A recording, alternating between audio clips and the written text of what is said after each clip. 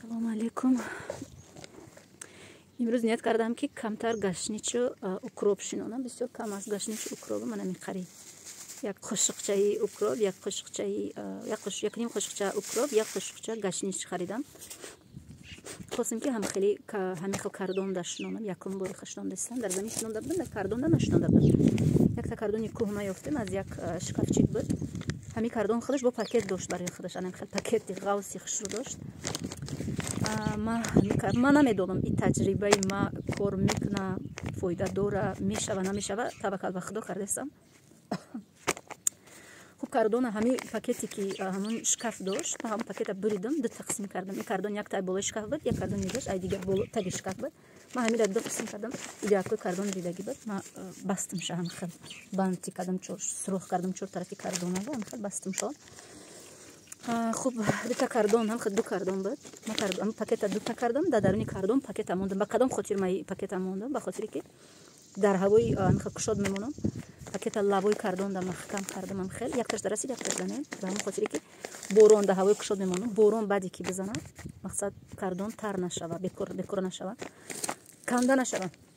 خوب ما یک سطل خوک آوردم. یک سطل خوک با از یک جا خیلی یک سطل پرویی و بزرگ گوسفند پوری علف بسیار داشت. علفش من جدا کردم. اینا یک قسمش جدا کردم تازه کردم. منم خیلی تازه کردم. کمتر پرو دارم. پروی نه که پروی نوای گفتن که میسوزونه کمتر بدوست. من رسیده بسیار یوتیوب دم تماشا میکنم هم خیلی بس باز زیاده کس پرسیدم گفتن که اما انسانی که مرا پرو داد گفت که وای پروی نواس میسوزونه به همون خاطر کمتر استفاده کرد. من به همون خاطر کم گرفتم. نمیدونم که تو کجا هم ایران عرلاش میکنم نمیتونم. خلاصه ایده امی کاردونی این مایده چشته یک قسمی کاردون دام پرو را گرفتم یک قسمی کاردون دا خوک آوردم خیلی تشه چقدر مایده کردم.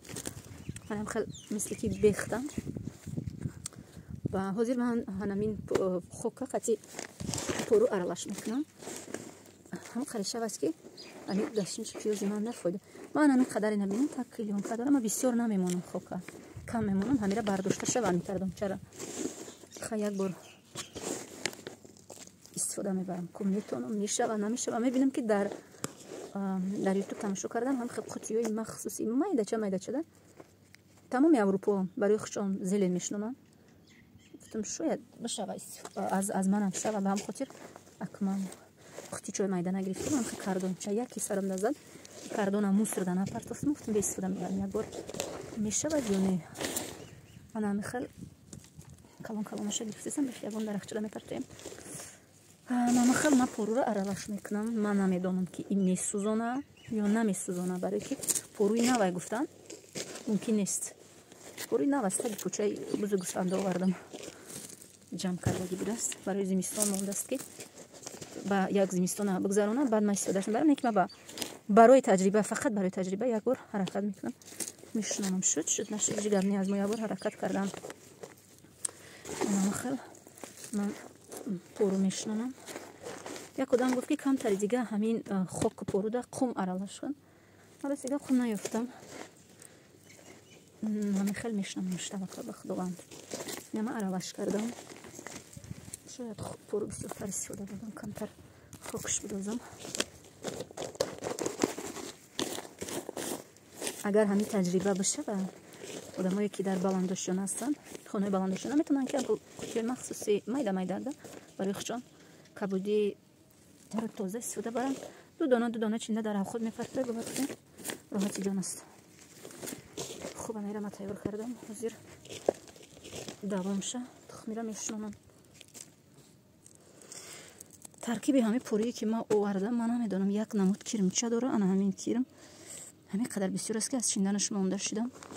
من نمیدونم تو کجا این ضرر داره برای همین تخمی شنونده من. یکی اینا رنگی که خوک هست نبینه نمیدونم این چی باشد.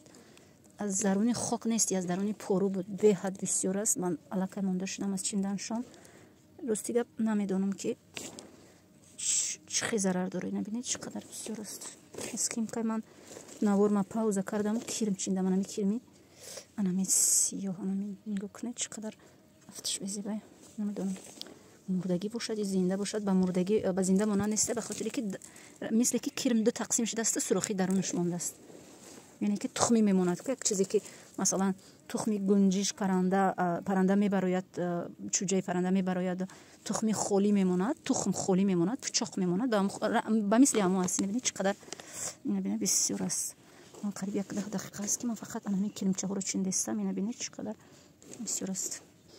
من یک فکر دارم رستیگه مخصوص اویدی همین مثلا یگون کس نپرسیدم هم خیلی در سر خودم گذراندم گفتم که امی کارم میکنم من نمیدونم ممکن که تخمی میپوسد این حالت یا نمیپوسد ایش نمیدونم فکر میکنم که برای نمناک شدنش من میخوام که همین خوکی که با پرو آمیخته کردم همین خوکم یکتا جوام داشته است در درونش جوام میگیرم چی از این خوکی کوریدم خیلی جو داشته است شاید برای گوسفنداش جو میداد است همسایه از درونی پرو برآمده است. نبینید چقدر جو دارد آنها جو بسیار دست درون اینده جو میگیریم با یک تیر 2 فختکای گنجش میزنیم. خوب بسیار بدست جو. من میخوام که همین را تر کنم همین خوک تر کنم هم تر نگاهش بدارم از بالاش بعد تخمی را بکارم بعدی او ای بالای تخمی او همین خیلی بسیار شته کرده تر کنم همون را تخمی یعنی که در درونی آب مونه برای تیز ریشه کردن بعد از بالاش کم تر دیگه خاک پوشم. من نمیدونم این تجربه به کار میاد یا نمیاد همین خیلی کردنی مزیرش ده زیر خوب همین را تر میکنم همین خاکا تخمی را میشنانم میچوشم بعد از بالاش کم تر همین خاک میپوشم.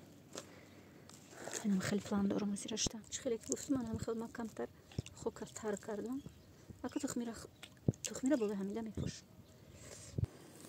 من خیلی تخمی اوکراپ دارم از یک سوداگری بسیار سختی مورد خریدم همین تخمی را گفت که تو کم میخری گفت ما به همون خاطر تردش در یک پاکت به تو میپیچونم تو مایده زیر حرکت میکنم شنونم برای یک کردونی ما همین مقصد تخمی اوکراپ در یک کردونش با فکرم که کیفایه است به خاطر که میرسیده است یعنی که کردون مایده است جای میشنندگی من خوب بست است همین قدر یک کردونش در اوکراپ میشنونم یک کردونش در گشنیچه خود خواسته باشم خیلی شنوندم من خیلی ما شنوندم الکی ببینید چقدر جوز شده هیچ گم نمیشود اگر خدا برکت شد همین هم میبرد اگر نشید هیچ گم نه از ما توکل کردم.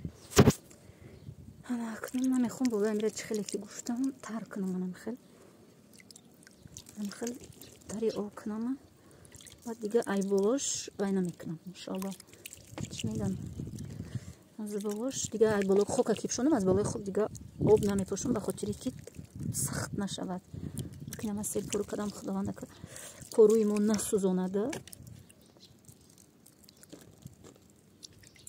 خیلی مشیناندیم خداوند برکت شبته.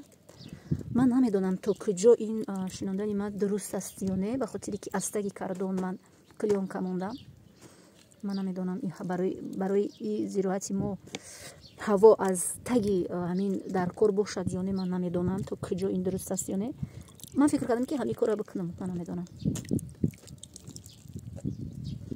اینا شنوندم سر آبش کردم اگه بالاش خاک میپوشونم تمام بعد از بالاش کمتر علف میچینم میمونم در هوای تازه هوای بیرون ده میمونم باران هم که زد بالای علف ده میزنه بعد آبش چکیده میشه یعنی که نمنوکی تا ریشه برآوردنش بعدن که برآمد کم اخلا 1 سانتی هم کشید بعد علف بالاش انشالله که میگیرم. اکنون همین ما تر کردم الکی آب پوشیدم راستی گپ نمیدونم که همین تخمی من به خاطر که تگی درونی کردن همین کلیونکا است تخمی میپوسد نمیپوسد ضرر دارد ندارد چون که بالا گفتم توکل به خداوند کردم تجربه و از بالای همین یک خوکی تونک منم خوکی که با پرو علاوه کرده بودم اینجا کمترش گرفتم تقسیم کرده بودم این خوکا بالاش هم خیلی میپوشونم من خیلی به خوک میپوشونم که دیگه آب نمیزنم از بالای این برای که سخت نشود همین میره زورش نیا نیش زدن بالا برآوردن یعنی که قد کشیدن یک فکر میکنم که پرو ما بسیار تر داختم پروی نوست نسوزاند شد این پولیزی شنوده مرا تخمی را نسوزاند خداوند انا تیار شد اوکراپم شنوندگی تیار شد وزیر گشنیچه من همین خیلی در کارکش میشنونم خوک میورم میده میکنم میبزم بیشتر میشنم بیختن یعنی که جدا میکنم من هم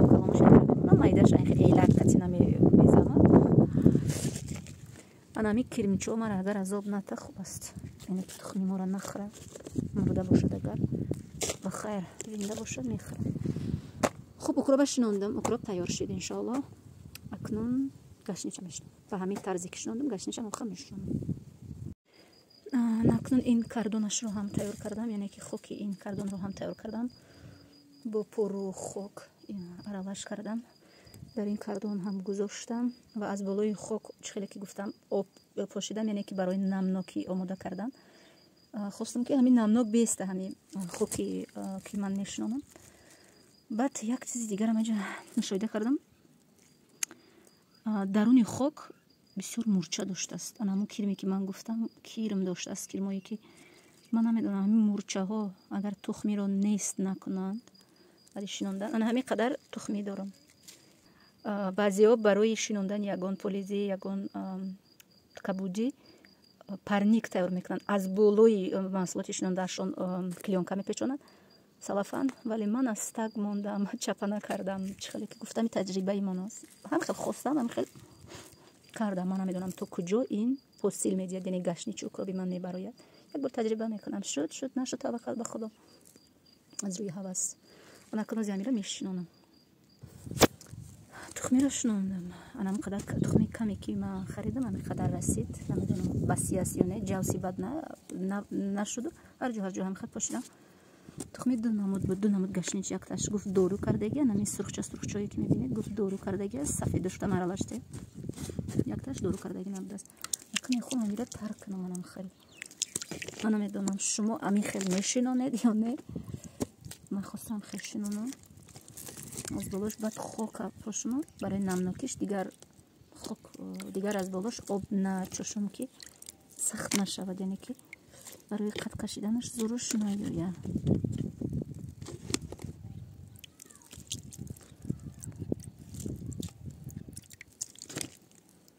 ана обша пошидам. ана акн зир анамин хока рушта мепӯшонам. хоке ки қати пору аралаш карда будам, кантарша гирифта будам.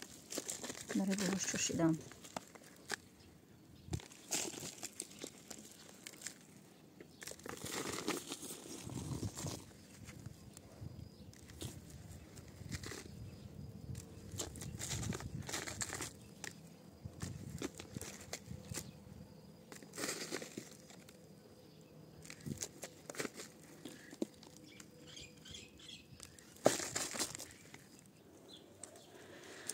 акнун шинондам.